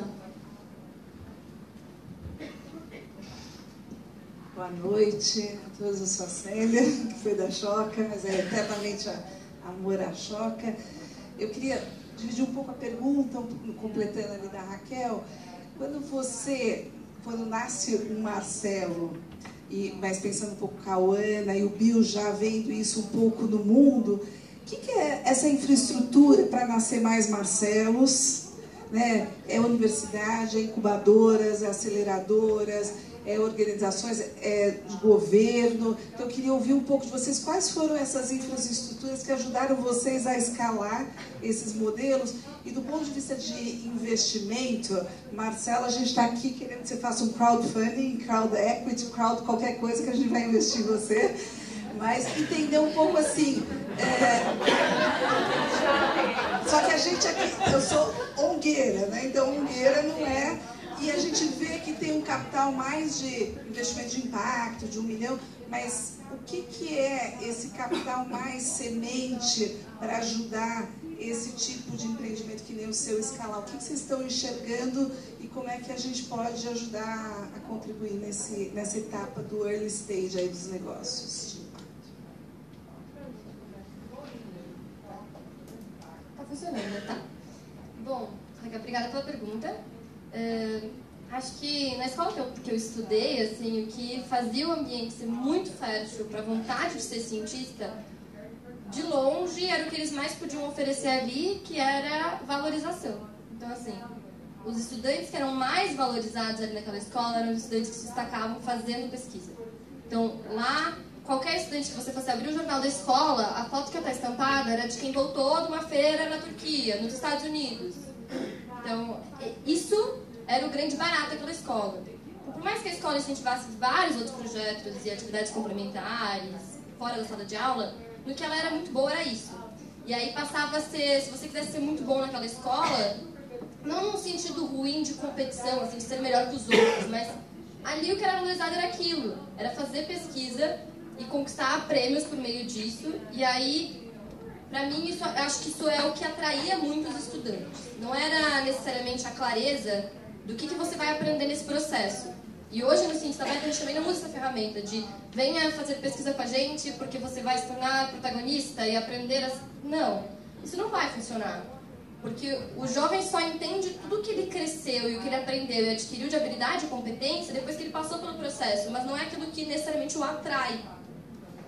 Além disso, eu acho que outra coisa que é fundamental e que eu percebo que faz falta para muitos jovens que a gente trabalha hoje é a orientação. Então, é ter um professor local que queira apoiá-lo. Isso é fundamental. Isso divide entre o aluno que vai conseguir viver a experiência e aquele que não vai. Então, orientação sobre como fazer o projeto é super importante. O que a gente faz hoje no Ciência Beta é, entendendo que lá na escola que eu estava, os professores orientavam muitos projetos, então não era difícil encontrar algum orientador. A gente, em algum momento, foi buscar orientação fora porque ninguém entendia da temática que a gente queria trabalhar e a gente foi para a universidade procurar alguém para nos orientar e conseguimos. Mas hoje, no Ciência Aberta, o aluno não entra no programa se ele não tem um professor local apoiando ele. Justamente porque a gente entendeu que, a despeito de qualquer esforço que a gente faça, se não existe um apoio local dizendo para o aluno que faz sentido ele viver aquela experiência e ajudando ele minimamente, que seja com orientação, o aluno não vai aproveitar o programa. Então, o professor querendo ajudar, apoiar, incentivando é super importante. Daqui hoje a gente oferece alguns conteúdos específicos para professores. Ainda ontem recebi uma mensagem no Facebook de um professor que leu um e-book que a gente escreveu em 2016 chamado Professor de Cientistas, que traz muito de como orientar o projeto, de como motivar esse aluno, do que trabalhar nesse aluno. Essa é a importância também. Outra questão é a estrutura física, mas isso, se o aluno tem como referencial, que aquela experiência pode ser muito legal para ele, e tem um professor, a estrutura física para fazer a parte experimental, ele consegue buscar fora muitas vezes, porque tem institutos de pesquisa pelo Brasil todo, universidades no país todo, ele consegue, estando bastante motivado, ir atrás e conseguir abrir portas nesses espaços. Eu acho que para mim o principal seria esse, num ambiente que seja fértil a fazer pesquisa. Nossa, as perguntas, se fosse para dar a resposta verdadeira, ia ser um tempão, mas então eu vou tentar fazer histórias longas muito curtas. Primeiro, a questão do Crowdfunding Equity, a gente abriu hoje, literalmente. Exato, para você ter ideia, eu tinha um pedido até no CRIA, exatamente. E a gente está captando R$1,5 milhão de reais no valuation de 20 milhões. E é uma captação rápida e a gente já está vislumbrando a segunda captação que vai acontecer no final desse ano ou então no primeiro trimestre de 2019, num valuation bem mais alto. Essa captação a gente está fazendo para 3 motivos pontuais. 1, fazer a produção de lote piloto. 2, patentes. E 3, concluir o ensaio clínico que a gente já iniciou no Hospital das Clínicas para osteoartrite no joelho. Então, quem quiser ser meu sócio, dá para fazer isso pela bagatela. Eu acho que inicia até de R$500, é muito baratinho. Então, só contar uma história, o cara que fez o grafite do Facebook recebeu o pagamento em ações do Facebook. Depois essas ações valeram alguns milhões, então foi o grafite mais caro da história. Então é mais ou menos isso, quem entra com R$500 hoje pode ter a possibilidade de tirar uma grana muito alta no futuro, se tudo correr bem. E a outra questão que foi falada foi a questão do ambiente para desenvolvimento de um cientista. A resposta mal criada ia ser que o local de trabalho do cientista acontece entre uma orelha e outra. E essa é a resposta mais boba que eu acho, na verdade. Porque o que acontece? Você julgar que a ciência é algo que acontece só dentro da cabeça da pessoa, do cientista, e é algo independente, que ele faz sozinho, é uma ideia completamente anacrônica e antiquada daquele cientista maluco que fica no laboratório. E isso não existe, assim. Eu acho que se for para colocar uma palavra para minha carreira é gratidão. Nossa, assim, a quantidade absurda de pessoas que me ajudaram, de instituições que me ajudaram, assim, toda vez que eu falo sobre isso eu me emociono, porque eu sou do Ceará e quando eu cheguei aqui eu fui vítima de muito preconceito, mas ao mesmo tempo também fui muito acolhido pela minha orientadora de mestrado e doutorado, porque assim, eu venho do laboratório que foi fundado pelo próprio César Lattes. Então ele foi orientador da orientadora da minha orientadora. Então eu sou bisneto intelectual. E esse é um laboratório que tem uma tradição muito bonita de realmente passar adiante e defender os seus, né? E então esse laboratório é de física médica e assim, tenho muito que agradecer à minha orientadora, aos meus professores e também em termos institucionais. Por exemplo, a Fundação Lehman financiou parte da minha pesquisa nos Estados Unidos, na Harvard Medical School. A FAPESP eu tenho uma relação de amor e ódio com ela, porque ao mesmo tempo, por exemplo, a gente só fundou a empresa em São Paulo por conta da FAPESP. A gente recebeu já mais de R$1 milhão de apoio à pesquisa da FAPESP, com fins não reembolsáveis, onde a gente paga 4% de royalties em cima de uma das nossas patentes. Então foi um super bom negócio para a FAPESP e um ótimo negócio para a gente. Iniciativas como essa têm que ser repetidas. Além disso, temos aqui a Camila do Startup Farm. A gente ganhou o Startup Farm. O Startup Farm tem 1 ano e meio que o nosso contrato venceu com eles. Eles ajudam a gente, eu ainda nem sei porquê. Mas assim, então tem algumas instituições que empurram a gente para frente.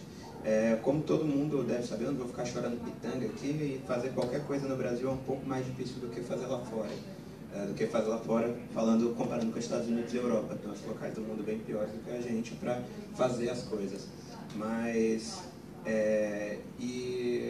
assim, por mais... Eu não quero me alongar tanto nessa resposta, mas é basicamente dizer isso. E assim, eu sou uma pessoa muito família, então assim, as minhas coisas, como eu me movo, como eu penso, tem muito a ver com os meus antepassados. Tem uma coisa que minha avó dizia, que era assim, fazer o bem sem olhar a quem. E a minha outra avó dizia, junta-te a um bom e serás um dele, junta-te a um mau e será pior do que ele. E foram as frases que eu coloquei na minha dissertação de mestrado. Então, o que eu digo, essa questão da aglutinação e da inteligência coletiva. Então, você acaba aglutinando as pessoas, você vai se juntando aos bons e isso acaba tendo uma força mobilizadora muito grande.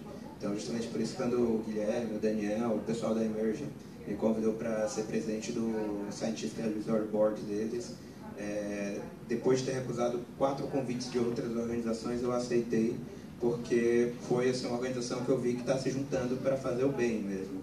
Então,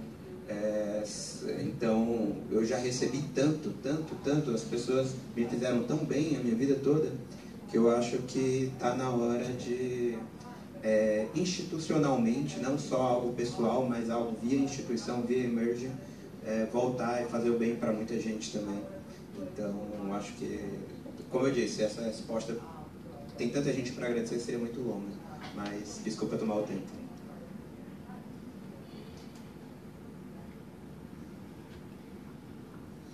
Cindy, o que você acha da gente fazer 3 perguntas juntas? Pode ser?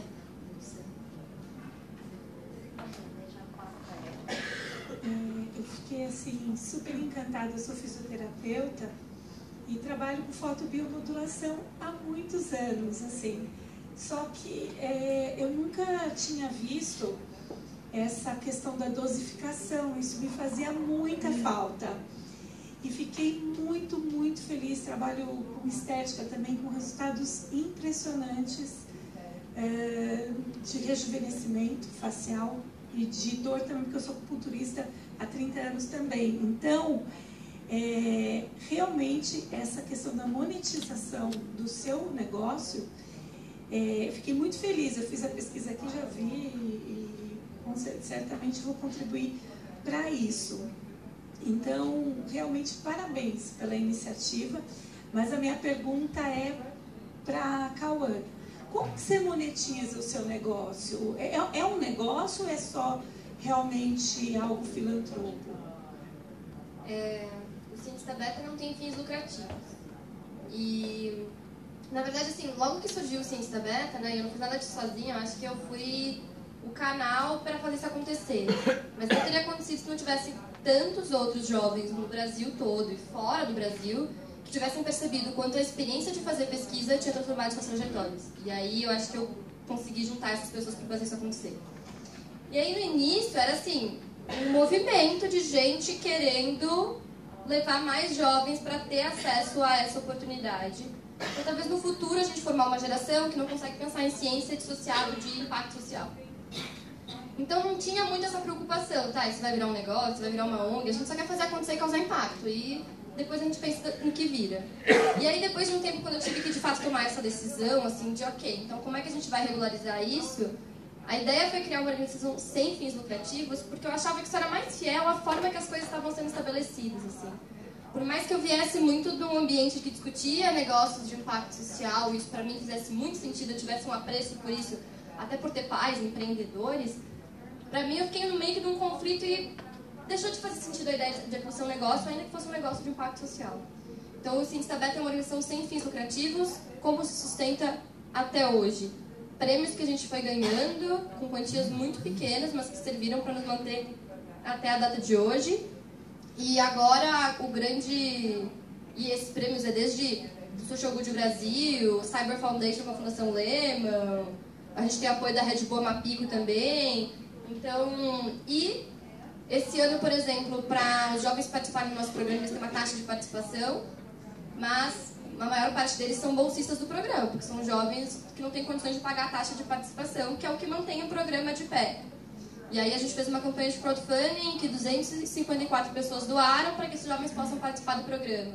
Então a rede também atua não só com mentor, mas também apoiando para que o projeto possa ser levado para jovens do país todo e realmente possa democratizar esse acesso. Então isso é super importante para a gente. A maior parte dos nossos estudantes, acho que são 60%, são de escola pública, A maior parte é bolsista do programa, não paga nada, 56% são meninas.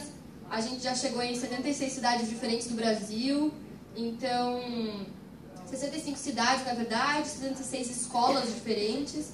Então hoje a maneira que a gente se mantém é essa, mas o grande desafio para qualquer organização que está surgindo, e não só estão surgindo, mas a gente tem essa grande missão para esse ano e para o próximo, é entender como a gente vai se manter financeiramente mesmo. Assim. A gente presta serviço também para outras organizações, então o Senai no Rio Grande do Sul contratou a gente para fazer um serviço para eles, para ensinar projetos para os estudantes do Senai, então um programa à parte. A gente faz várias ações, mas essa é uma grande interrogação para a gente, que agora a gente está começando a estruturar melhor essa área de captação de recursos. Então também, se alguém tiver alguma ideia ou quiser ajudar de alguma forma, está super convidado a conversar com a gente. A gente quer muito entender quem pode nos apoiar para que o projeto possa cada vez mais ter mais seriedade ainda do que já tem e chegar a mais jovens do que chega hoje. Obrigada. Esse sábado eu vou dar um workshop lá na USP. Eu vi, não posso. Ah. Mas gostaria muito. Ainda é segredo, mas vai ter outro, que a gente não pode dizer. Senão o pessoal não vai nisso. Boa noite, meu nome é Denise. Na verdade, eu queria fazer um comentário até a respeito da pergunta da Raquel, né?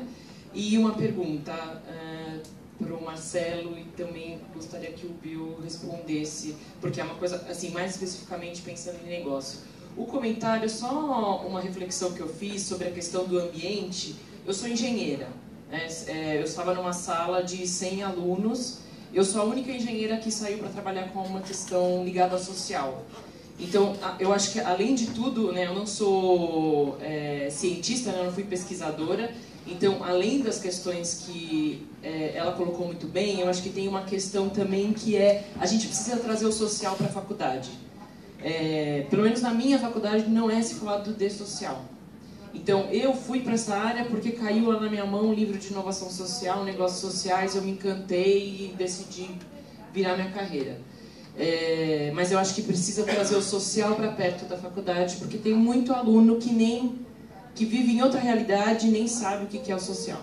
Então acho que enfim, só me metei na pergunta. E aí o meu questionamento também que eu tenho é, quando a gente está falando de questões escaláveis, com custo mais baixo, e aí a gente está falando encontra uma empresa super poderosa como a empresa farmacêutica, eu fico me perguntando assim, o que vocês pensam em relação a isso? A gente achar novas soluções sociais que vão ser escaláveis e vão ser um custo mais baixo, e aí a gente vai ter que enfrentar um mercado poderoso e muitas vezes cruel, né? Como que vocês enxergam isso, né? Será que a gente também tem que trazer o negócio junto com a ciência e junto com o empreendedorismo social, enfim, acho que quando você mostrou, primeiro que, como todos, né, parabéns pelos projetos, eu fiquei super encantada. E como que você pensa nisso, né, na sua futura concorrência, vamos dizer assim? Do you want to start, or would like me to start? Sure.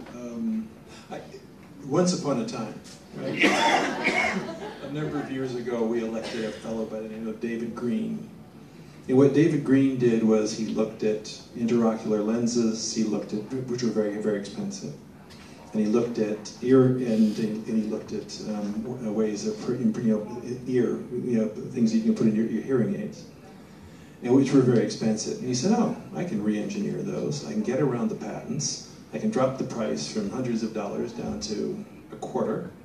I can basically collapse this industry, and then I can find doctors who are willing to do these implants, and I can, by lowering the price and by creating a delivery system for putting the implants in, and in India, that suddenly the number of intraocular lenses that were being implanted was just shot up because the cost was almost, they could drop the price to nothing. So sometimes a social entrepreneur attacks the industry, and because they can attack the pricing structure and get around the IP. So that's one approach. Another, but it's true. We have a fellow who basically created an auto-disposable syringe, because in the global south, the danger of reuse of syringes is just way too high. The likelihood that those people will have the amount of disease transmission associated with syringes is way too high. And the story that guy had in terms of bucking the industry for the syringes was just unbelievable. Eventually, the WHO made it possible, but that's a long haul. If you have to fight against an incremental improvement on a technology where everybody's basically invested in it, they'll do anything, literally anything, to keep you out of the market. And that's a lesson there. But when you substitute pharmaceuticals for pharmaceuticals, you're just playing a different game. And all the advantages they have in the politics and the money and the process and the way they game that just doesn't count anymore, because you're playing a completely different game. And it was a little bit the way for Kim Nguyen. Basically he came up with a way of monitoring biodiversity, solving environmental pollution problems, improving the efficiency of the beekeeping industry, and essentially giving everybody who's trying to monitor what's going on in the climate in their particular areas a really precise ability to do all those things.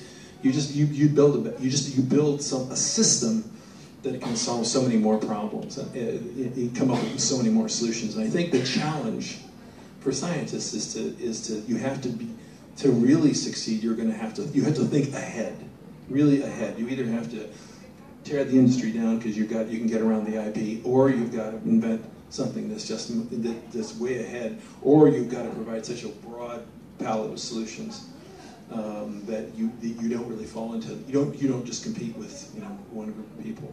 But I think that's where that's the entrepreneur part of this. I think the purpose piece and the entrepreneurial piece.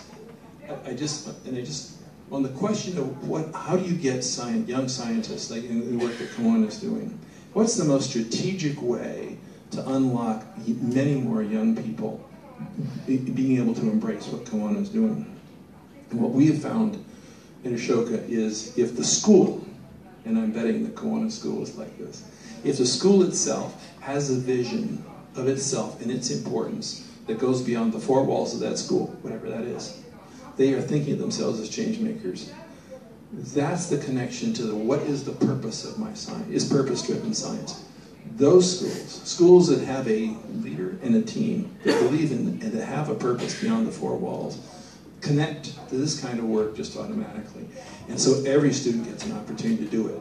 Schools that don't, then you're in retail fights, and you have to bet on teachers. And it's your efficiency, your rate of return, in terms of the number of students you get, goes down. So I think that this is a situation where I think social entrepreneurs can unlock opportunities for science, for purpose-driven science.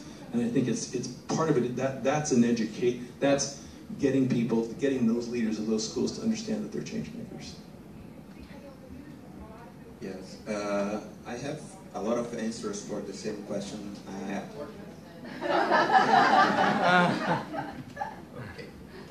Tem como responder de várias formas a mesma pergunta. Então, assim, enquanto estava falando, eu estava pensando em 3 respostas. A primeira é o seguinte: imagina que você está andando no meio da rua e tem um pitbull de um lado e um pinche do outro, sabe? O pinche toy aquele. O pitbull só encara você. O pinche toy fica latindo desesperadamente, mas você tem medo do pitbull. O que eu quero dizer com isso é que a indústria farmacêutica é uma indústria de $1 trilhão. Por mais que a gente iniciando agora seja um pinche latindo desesperadamente, eles não vão dar a mínima. Então, assim, quando a gente chegar ao ponto de, por exemplo, ter 1% do mercado da indústria farmacêutica, ou seja, $10 bilhões por ano, eu vou estar muito feliz. Vocês podem fazer o que eles quiserem. Mas, assim, agora falando um pouco mais sério, há no mundo científico um ataque não às pessoas. Fisicamente eu não acredito que vão tentar me matar, por exemplo. Eu tenho um primo que ele é paranoico, ele morre de medo disso. Mas eu acredito no assassinato de reputações. Então a gente vive num país onde matar reputações virou quase tão comum quanto matar pessoas, infelizmente. Então acredito sim que eu vou ser atacado de várias formas, principalmente na minha integridade, na ciência que a gente vem desenvolvendo. Isso vai acontecer, é certo. Então, com conhecimento. Então a gente continua criando mais conhecimento, as evidências científicas que você não precisa acreditar no Marcelo, basta acreditar na ciência, basta acreditar no método científico do Descartes. Então tem essas coisas. Tem um ponto pessoal que eu acho que faz sentido, como a gente está num bate-papo mais soft, não é algo tão técnico, eu acho que faz sentido contar essa história aqui. Eu venho de uma família com uma realidade muito dura. Assim, então, literalmente, o meu avô veio do interior do Ceará, que não tinha local onde comprar telha e tijolo para fazer a casa dele. Ele fez a telha da casa dele em cima da coxa dele e construiu uma casa, assim. O meu pai teve que sair do interior do Ceará para Fortaleza com 13 anos para morar na casa de não sei quem para poder estudar. Eu passei 7 anos morando aqui em São Paulo em pensões com mais de 20 pessoas, porque a bolsa de estudo é uma mixaria, uma ofensa a qualquer pessoa com cérebro.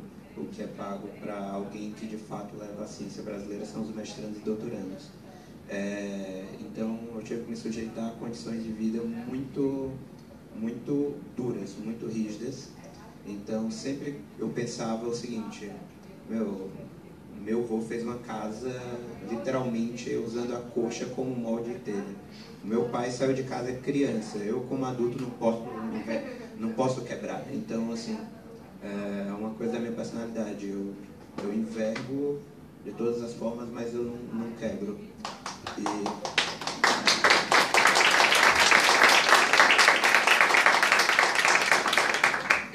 E assim, eu acho que, por exemplo, essa característica, essa flexibilidade, para mim, para minha carreira, foi muito mais importante até do que habilidades intelectuais, cognitivas, puramente falando. E aí a quarta resposta para a sua pergunta seria o que eu exatamente não gostaria que acontecesse, né? Que é, por exemplo, um verso do Augusto dos Anjos, que eu não vou nem tentar declamar para vocês, eu vou tentar só falar. Que é assim: vê-se, ninguém assistiu ao formidável enterro de tua última quimera. Somente a ingratidão, esta pantera, foi tua companheira inseparável. Acostuma-te com a lama que te espera, pois nessa terra miserável o homem que mora entre feras sente inevitável necessidade de também ser fera. Então essa é a única coisa que eu não quero que aconteça. Eu só não quero me tornar uma fera igual a eles e usar os mesmos métodos baixos que eles usam. Então, como eu disse, eu posso envergar e flexionar de todas as formas, mas não vou quebrar e nem romper com os valores que vêm sendo trazidos na minha família nos últimos 50 anos.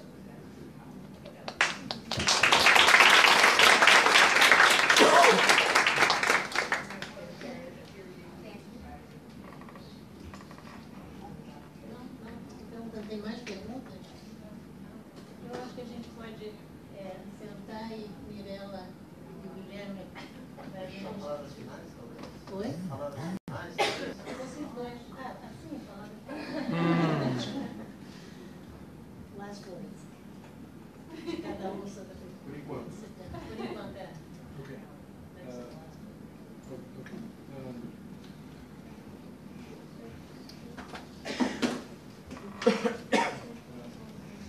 Well, I think that the testimony here, if I've laid out a framework,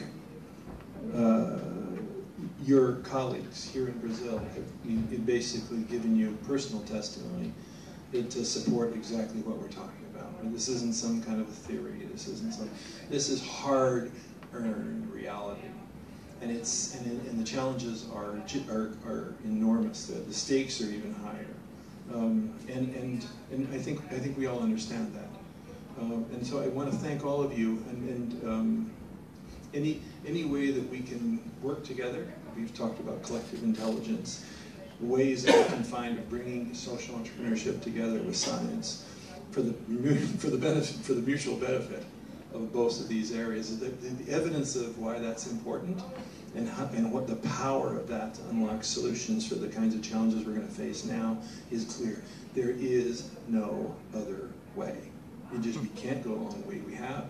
There aren't any of this. This is it. This really is it. And so I really just urge you to join us. Find a way to do that. reach out to any or all of us, to our fellows. We need to find, to your point, I think we need to find better ways of working together, and finding better ways of connecting, building this bridge of science to our existing social entrepreneurship fellowship. So thank you all for being here. Raquel, oh my God, over there in the corner, I didn't see you. Beautiful as ever. I hadn't seen you for years.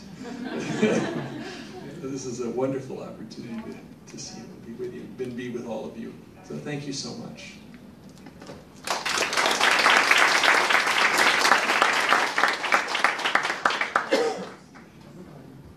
Bom, eu queria agradecer muito a oportunidade de estar aqui. Fiquei muito, muito feliz quando ele me ligou e fez o convite. Eu fiquei pensando na sua pergunta, e é engraçado que vai fermentando, né? E a gente poderia dar outra resposta completamente diferente, mas que ainda não contradissesse a primeira. Mas uma coisa que talvez seja importante falar, e que não serve só para os cientistas, mas a gente se enxerga no Ciência Aberta, que todo mundo que levanta perguntas e que tem um olhar curioso sobre o mundo é cientista, não só quem está fazendo, de fato, alguma pesquisa científica. E aí, talvez o apelo que eu possa fazer é: não façam essas pessoas parecerem loucas, e não deixem que as pessoas digam que elas são loucas. Porque talvez o que falta em muitos ambientes é o aluno que quer fazer pesquisa, ou o cara que quer empreender, ou o jovem universitário que quer fazer algo diferente do que estão dizendo para ele que ele tem que fazer. É o ambiente parar de dizer que ele é louco e que ele tem que se enquadrar naquilo que estão querendo colocar numa caixa de um monte de gente que já faz tudo igual e que não resolve problema nenhum. E é por isso que o mundo está do jeito que está. E é por isso que o nosso país está do jeito que está. Porque a gente acha que para formar médico é assim, para formar engenheiro é assim, aluno do ensino médio tem que fazer o vestibular, porque a vida dele só começa depois que ele se formar. É sempre um depois e um monte de coisa que pouco importa. Onde é que a gente está colocando essa energia? E aí, na época que eu fazia pesquisa no ensino médio, eu penei muito, assim, foi muito tempo participando de competição e não ganhando nada, até o dia que eu entrei num carro, meu pai disse assim: Cauana, quem sabe você começa a estudar pro vestibular, então? E aquilo doeu tanto, vindo de alguém que gostava tanto de mim, porque ele estava querendo me proteger, ele viu quando estava me frustrando com as expectativas que eu criava e que não eram atingidas. Mas aquilo fez eu, pelo menos, tomar uma decisão mais firme: não, eu quero fazer isso. Meus pais sempre me incentivaram. Esse questionamento dele foi um questionamento de proteção. E aí, depois que eu finalmente consegui vários prêmios e pude ir fora do Brasil, fiz intercâmbio em Israel, as pessoas ainda tapam nas suas costas e dizer: parabéns, que incrível esse seu projeto. Ele pode salvar muitas vidas, né? Pessoas que poderiam perder seus membros amputados. E os jornalistas vêm e te colocam na manchete. E ninguém te ajuda.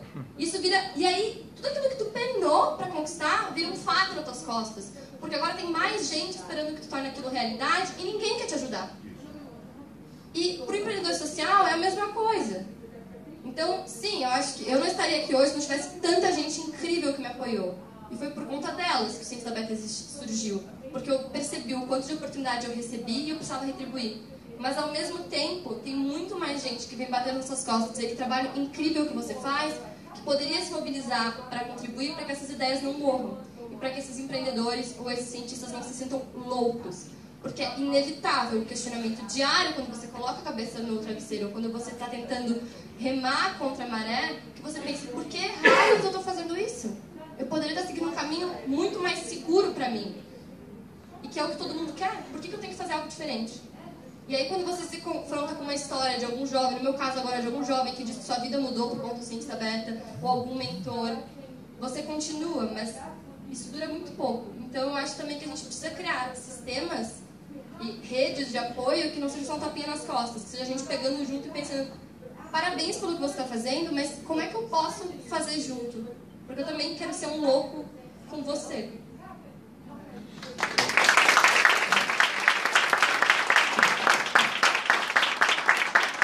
Maravilhosa! Realmente achei incrível você falar. Então, assim, como palavras finais e tal, eu acho que só colocar uma dessas milhares de histórias que existem, então, assim, quando eu tinha 12 anos, um professor me humilhou em frente de toda a sala, todo mundo riu da minha cara, e por algo que recentemente foi provado que é geneticamente possível. O cara disse: para de assistir filme de ficção científica, e todo mundo riu da minha cara. teve um professor que disse que eu nunca iria falar inglês. Então, assim, quando dentro da sala de aula, que é o local onde mais deveria ter o estímulo para saia da caixa e busque o conhecimento, crie outras coisas, você tem uma opressão terrível. Então, assim, toda criança nasce cientista, né? E depois que vão moldando a criatividade deles e aí acaba afetando isso. Mas eu acho que uma das coisas que eu gostaria de deixar para vocês é um fato, né? A gente tem visto o crescimento de tecnologias, inclusive de inteligência artificial, e então o que mais acontece é o seguinte: a gente está cada vez mais chegando a um ponto de ter o smartphone, o smart chair e o stupid people. Então, eu acho que o processo de imbecilização da humanidade está sendo cada vez mais acelerado. E do tipo, a gente é cada vez mais bombardeado de informações e a gente está acontecendo como é descrito no ensaio sobre a cegueira do Saramago, que a gente está vivendo um processo de cegueira branca, uma cegueira do excesso de informação. A gente não tem mais um problema de onde é que eu vou achar